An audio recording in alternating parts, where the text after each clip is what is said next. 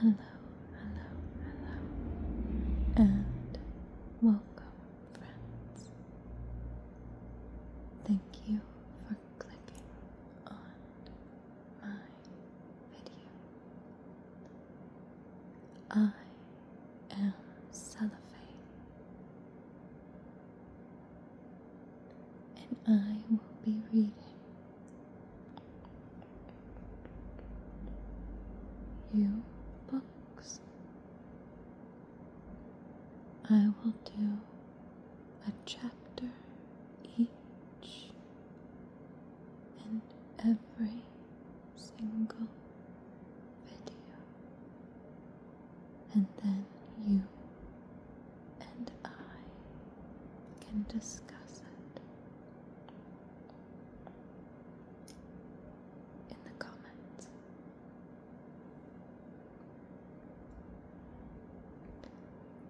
Today's literature will be Susan Kay's Phantom. It is one of my favorites. I've always loved the Phantom of the Opera. Maybe not necessarily the Andrew Lloyd Webber version as much, but I feel like Gaston Leroux and Gaston Courbet pretty much nailed the story.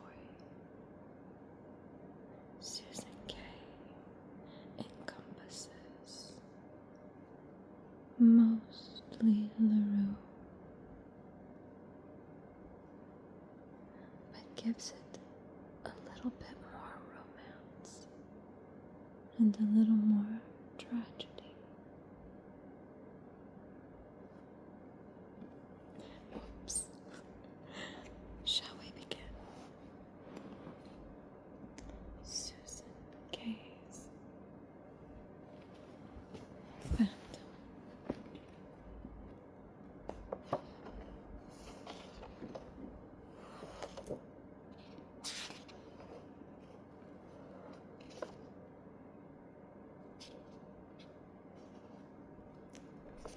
For Norman and Judy, who believed. Let's read the acknowledgements really quick. Acknowledgement.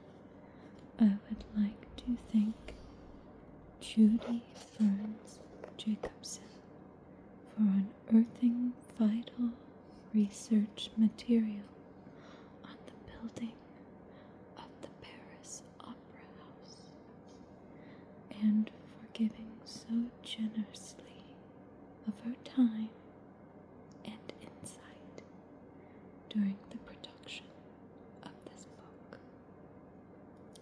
Thank you very much, Judy. We appreciate you.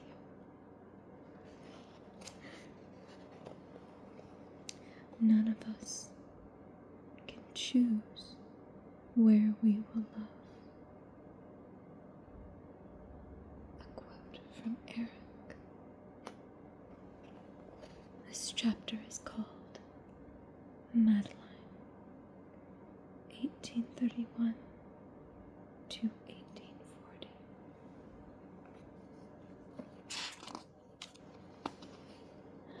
I apologize for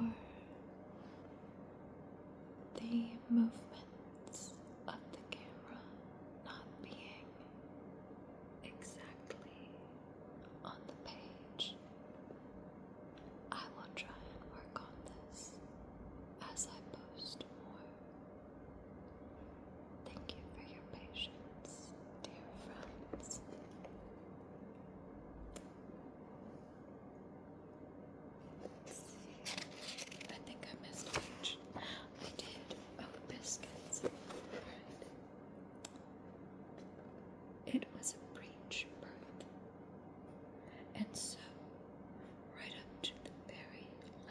moment of innocent ignorance, I remained aware of the midwife's boisterous body encouragement. Just ahead now, my dear. Almost there. Your son is almost born. But now we must take great care. Do exactly what I say.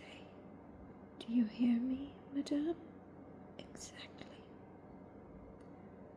I nodded and drew a panting breath, clinging to the towel that had been hung on the wooden bedstead beside my head, behind my head. The candlelight threw huge shadows up to the ceiling, strange, leering shapes that were oddly threatening. Scratch that. Reverse it. Leering shapes that were oddly threatening to me in the mindless delirium of pain. In that last lonely moment of thrusting anguish, it seemed to me that there was no one left alive in the world but me, that I would be shut up for all eternity in this bleak prison of pain.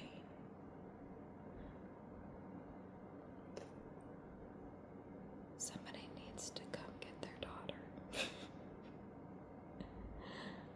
I mean, I went through a painkiller-free childbirth too. I don't know. There was a great bursting, tearing sensation.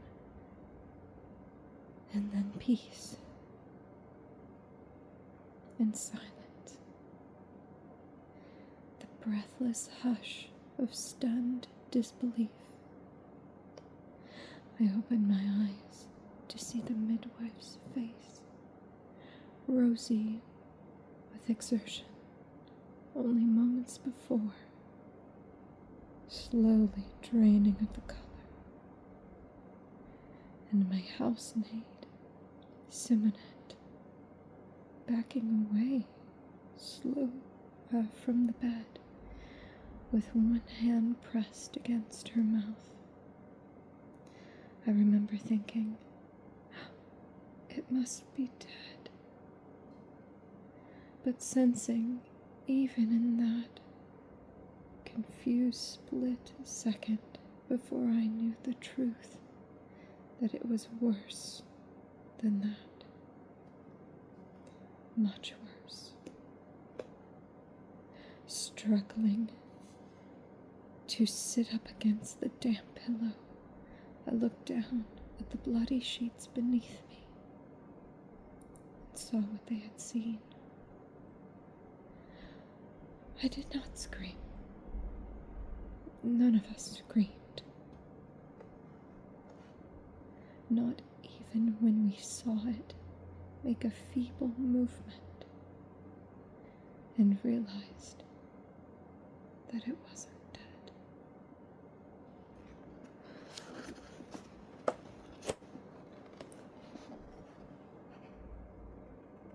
Sight of the thing that lay upon the sheet was so unbelievable that it denied all power of movement to the vocal cords. We only stared, the three of us, as though we expected our combined, dumbstruck horror to melt this harrowing abomination back into the realm of nightmare where it belonged.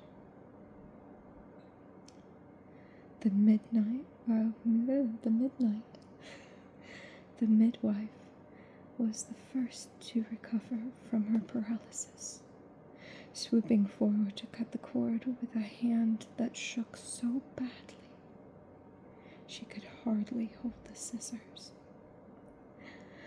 God of mercy, she muttered, crossing herself instinctively. Christ of mercy. I watched with numb, detached calm as she rolled the creature in a shawl and dropped it into the cradle that lay beside the bed. Run and fetch Father Mansett, she told Simonette in a trembling voice. Tell him he had better come here at once. Simonette wrenched open the door and fled down the unlit staircase with a backward glance. Give me a moment, I think my dog is back. Thank you for your patience, friends. The pup is in the building. I repeat, the pup is in the building. Well, with my dog back inside, I will continue. Where were we? Something about Simonette. Here we go. Simonette wrenched open the door and fled down the unlit staircase without a backward glance at me. She was the last servant to live under my roof. I never saw her again after that terrible night, for she never came back, even to collect her belongings from the attic bedroom. When Father Mansett came, he came alone.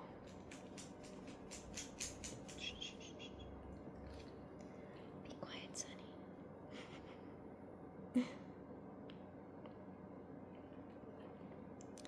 The midwife was waiting for him at the door. She had done all that her duty had required of her, and now she was impatient to be gone and forget the part she ever played in this bad dream. Impatient enough, I observed, detachedly, to have overlooked the matter of payment. Where is the girl? Oh, she demanded. Oh, I was about to say, I thought that was Father Mansard. Where is the girl? She demanded with immediate displeasure. The maid. Father, is she with you? Father Mansard shook his graying head. The little mademoiselle refused to accompany me here. She was quite out of her senses with fright, and I could not persuade her otherwise. Well, that doesn't surprise me, she said, darkly. Did she tell you that the child is a monster?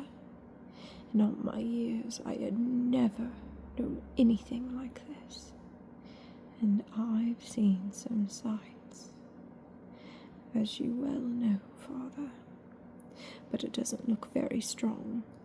I suppose that's a mercy. I listened incredulously. They were talking as though I weren't there, as though this dreadful thing had rendered me some kind of deaf and mindless idiot who had forfeited all right to human dignity. Like the creature in the cradle, I had become an object of horrified discussion. I was no longer a person. The midwife shrugged herself into a shawl and picked up her basket. I dare say it'll die. They usually do, thank God. And it's not made to cry. That's always a good, hopeful sign. No doubt it'll be gone by morning, but at any rate, it's none of my business now. I've done my part. If you'll excuse me, Father, I must be getting along. I'm sorry. I adore my animals. You will probably hear animal sounds. Animals are precious and should be treasured.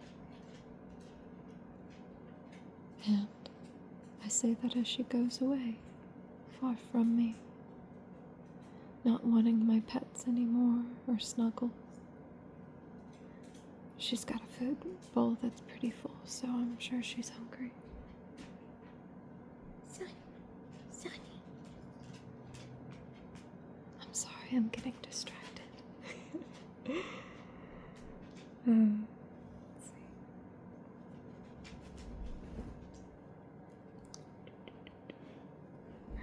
If you'll excuse me, Father, I must be getting along. I promised to look in on another confinement, Madame Lescott, the third, you know. The midwife's voice trailed away as she disappeared out into the darkness of the landing. Father Mansart closed the door behind her, put his lantern down on the chest of drawers, and laid his wet cloak across the chair to dry. He had a comfortable, well-lived-in face, tanned and leathery from walking on all weathers.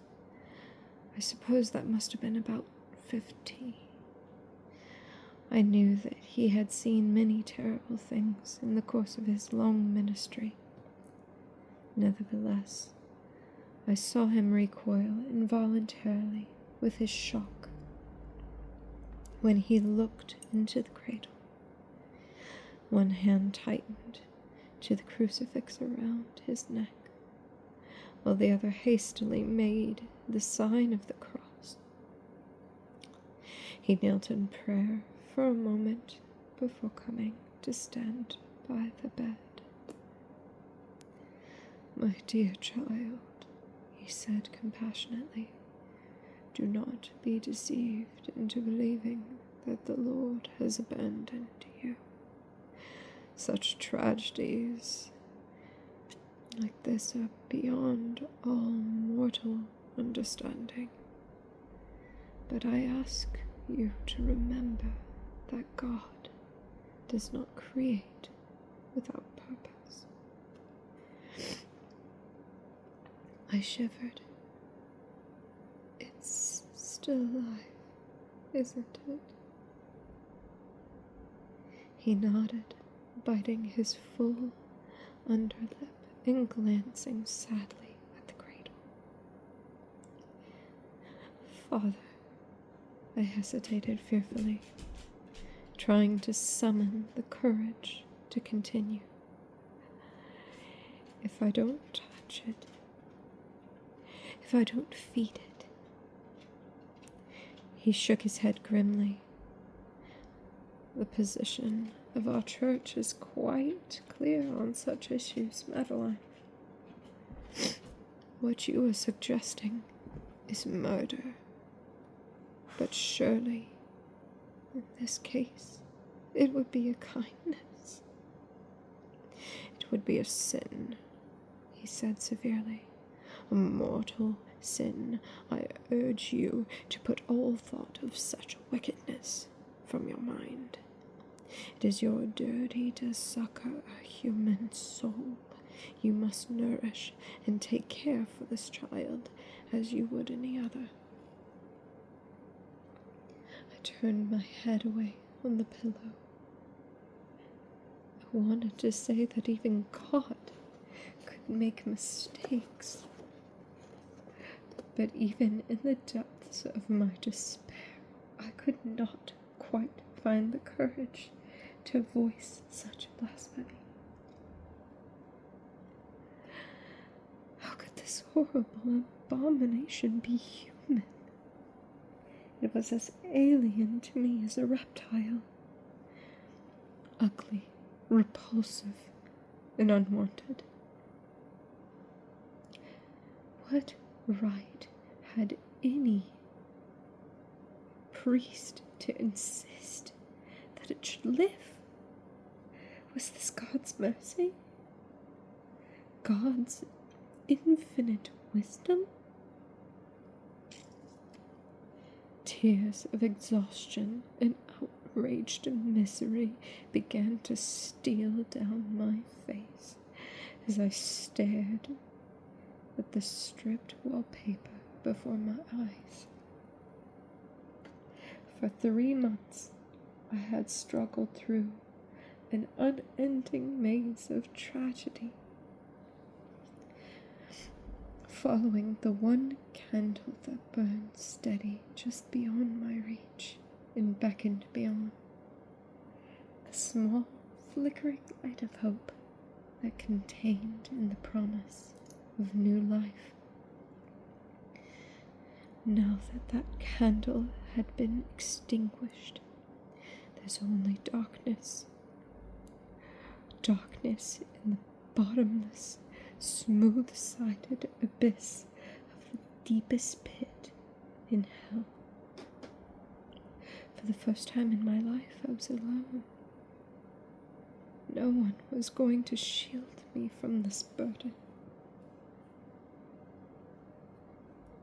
I think it would be wise if I baptized the child at once, said Father Mansart grimly. Perhaps you would like to give me a name? I watched the priest move slowly around the room, a tall shadow, his black habit collecting my porcelain wash basin and blessing the water within. I meant to call a son Charles, after my dead husband, but that was impossible now, the very idea quite obscene. A name. I must decide upon a name. A sense of unreality had descended upon me at once. A numb, unthinking stupor that seemed to paralyze my brain. I could think of nothing, and at last, in despair, I told the priest to name the child after himself. He looked at me for a long moment, but he made no comment, no protest, as he reached down into the cradle.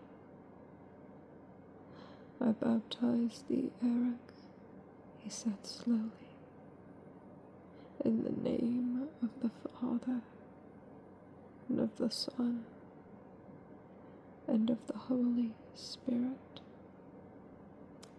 Then he leaned forward and placed the muffled bundle in my arms with a determination I dared not fight. This is your son, he said simply. Learn to love him as God does. Collecting his lantern and his cloak, he turned to leave me, and presently I heard the old stairs creaking beneath his heavy tread, the front door closing behind him. I was alone with the monster that Charles and I had created out of love. Never in my life had experienced such fear, such utter misery, as I did in that first moment I held my son in my arms. I realized that this creature, this thing, was totally dependent on me. if I left it to starve or freeze to death, it was my soul that would burn for all eternity. I was a practicing Catholic, and I believed only too seriously in the existence of hell's flames. Fearfully, with a trembling hand, I parted the shawl that covered the child's face. I had seen deformities before. Who had not? But nothing like this. The entire skull was exposed beneath a thin, transparent membrane, grotesquely riddled with little blue pulsing veins, sunken, mismatched eyes, and grossly malformed lips, a horrible, gaping hole where his nose should have been. My body, like some imperfectly working potter's wheel, had thrown out this pitiable creature. He looked like something that had been dead a long time. All I wanted to do was bury him and run. Dimly, through my revulsion and terror, I became aware that... What did she become aware of? Hold on. That he, almost as though he knew and understood my horror. I'd never seen such awareness, such powerful consciousness in the eyes of any newborn child, and I found myself returning to his stare, grimly fascinating. Like a victim mesmerized by a rattlesnake. And then he cried. I have no words to describe the first sound of his voice and the extraordinary response it had evoked in me. I had always considered the cry of a newborn to be utterly sexless, piercing, irritating, curiously unattractive. But his voice was a strange music that brought tears rushing to my eyes, softly seducing my body, that my breast ached with a primitive and overwhelming urge to hold him close. I was powerless to resist his instinctive plea for survival. But the moment his flesh touched mine, there was silence. The spell was broken. Panic and revulsion seized me. I dashed him from my breast as though he was some disgusting insect suckling my blood. I flung him down without caring where he fell, and escaped to the farthest corner of the room. And there, I cowered like a haunted animal, with my chin pressed tightly against my knees and my arms wrapped around my head. I wanted to die. I wanted both to die. Both of us. If he cried again in that moment, I know I would have killed him. First him, and then myself. But he was silent. Perhaps he was already dead. Deeper and deeper into the shelter of my own body I huddled, rocking to and fro like some poor unhinged creature in an asylum, burrowing away from a burden I could not face. Life had been so beautiful, until this last summer, too easy, too full of pleasure. Nothing in its brief, cosseted length had prepared me for the tragedies that had rained relentlessly upon me since my marriage to Charles. Nothing had prepared me for Eric.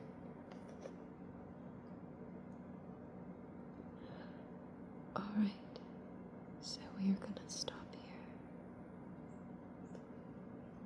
I'm gonna put my bookmark right here so we can pick up on it next time.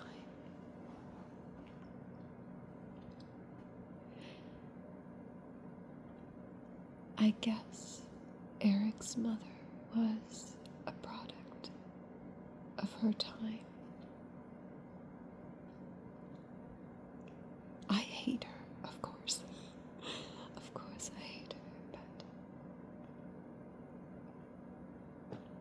I assume that most women during that time would be very identical.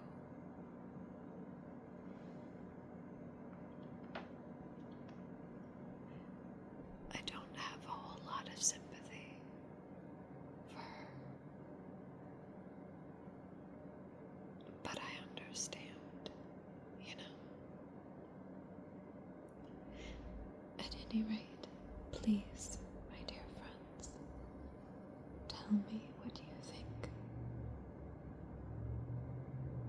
And tell me if you would like to